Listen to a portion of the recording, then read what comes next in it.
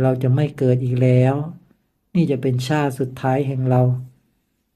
เราไม่ได้เกิดมาบนโลกใบนี้เพื่อจะมายึดสิ่งใดๆเพื่อจะมาถือครองสิ่งใดๆไม่ได้เกิดมาเพื่อมาทุกข์กับสิ่งใดๆแต่เรามาเพื่อจะมารู้แจ้งจิตและก็จะประกาศความรู้นี้ให้ทุกคนบนโลกใบนี้ได้รู้แจ้งกันให้หมดโลกใบนี้จะเข้าสู่ยุคศรีวิไลย์ยุคที่ทุกคนอยู่ร่วมกันอย่างร่มเย็นเป็นสุข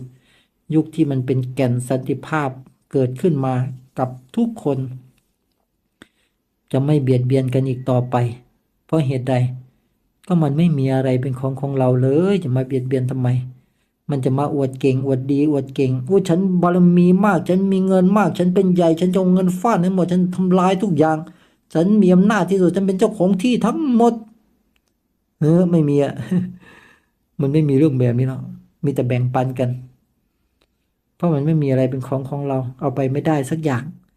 มีมากก็แบ่งให้คนที่เขาไม่มีไปอยู่ไปกินข้าวแค่จานเดียวก็อยู่ได้แล้วสบายเนี่ยแล้วก็ฟังเทปที่อาจารย์ได้แสดงมาทั้งหมด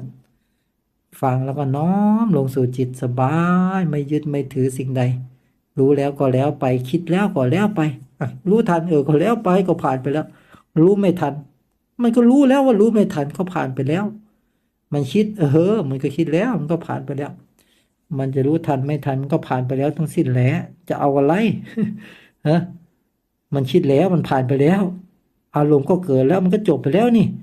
จะไปเอาอะไรสบายไม่ยึดสิ่งใดมันก็ไม่ทุกข์